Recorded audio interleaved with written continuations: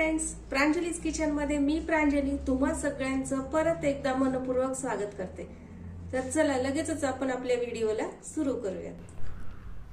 तुम्ही बऱ्याच वेळेला घरी उपीट ट्राय केलं असेल, पण ज्यावेळी आपण बाहेर उपीट खातो, एखाद्या नाश्ता सेंटर मध्ये खातो, तर त्याची टेस्ट ही घरी येत नाही।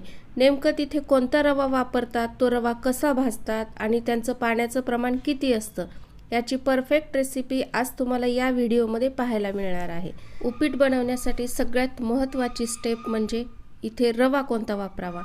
तर उपीटासाठी नेहमी आपल्याला जाड किंवा मोठा रवाच घ्यायचा आहे आणि त्याचबरोबर तो रवा आपल्याला मोजून घ्यायचा आहे। तर मी इथं 1 वाटी रवा घेतलेला आहे आणि हा रवा कमी गॅसवरती आपल्याला भाजून घ्यायचा आहे।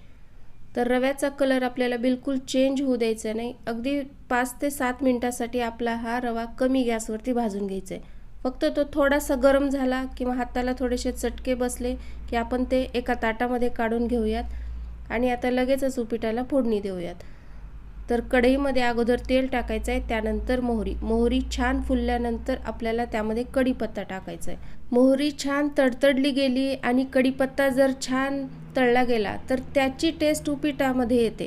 त्यामुळे मोहरी छान फुलू द्या आणि कढीपत्ता छान तळल्यानंतर त्यामध्ये थोडेसे शेंगदाणे टाकून घ्यायचेत आपल्याला आणि मी इथं कच्चे शेंगदाणे तेलामध्येच परतून घेणार आहे। त्यानंतर कांदा आणि हिरवी मिरची सोबतच टाकायचं आहे आणि जर तुम्हाला आवडत असेल तर तुम्ही या ठिकाणी तेलामध्ये डाळवं पण टाकू शकता, ते सुद्धा उपीटामध्ये छान लागतं। आणि कांदा छान परतल्यानंतर मी इथे एक छोटी वाटी मटार घेतलेला आहे, हा फ्रोझन मटार आहे। तर तो आपल्याला त्या तेलामध्ये परतून घ्यायचा आहे। आपण रवा ज्या वाटीने 1 वाटी मोजून घेतला होता त्याच वाटीने आता 3 वाटी पाणी टाकायचं आहे। त्या पाण्यामध्ये चवीनुसार थोडंसं मीठ आणि कोथिंबीर टाकून घेऊयात आणि पाण्याला आपल्याला छान उकळी येऊ द्यायची। उपीट बनवते वेळी सगळ्यात महत्त्वाचं असतं की पाणी किती वापरावं। जर पाणी जास्त झालं तर ते उपीट चिकट होतं आणि जर कमी पडलं तर ते खूप कोरडं होतं। तर 1:3 हे प्रमाण लक्षात ठेवायचं। आणि आता पाण्याला छान उकळी आलेली आहे, गॅस कमी करायचा आहे आणि तो भाजलेला रवा आपण पाण्यामध्ये टाकून घेऊयात आणि ते व्यवस्थित मिक्स करून घ्यायचं आहे। आणि आता 1-2 मिनिटांसाठी याच्यावरती झाकण ठेवूयात आणि इथे आपलं गरमागरम उपीट खाण्यासाठी तयार झालेलं आहे।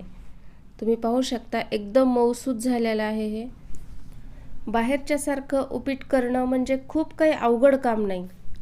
आता घरच्या उपीटाला सुद्धा मिळणार आहे नाश्ता सेंटर सारखी चव। मऊसूत उपीट करण्यासाठी फक्त 3 गोष्टी महत्त्वाच्या आहेत। पहिली आहे म्हणजे रवा तुम्ही एकदम जाड घ्या, त्यानंतर रवा भाजते वेळी एकदम कमी गॅसवरती आणि त्याचा कलर चेंज होणार नाही याची काळजी घ्या। आणि त्यानंतर जर तुम्ही 1 वाटी रवा घेतला असेल तर 3 वाटी पाणी घ्या, 1:3 हे परफेक्ट प्रमाण आहे। तुम्ही जर या पद्धतीनं ही रेसिपी ट्राय केली तर तुमचं उपीट कधीच बिघडणार नाही।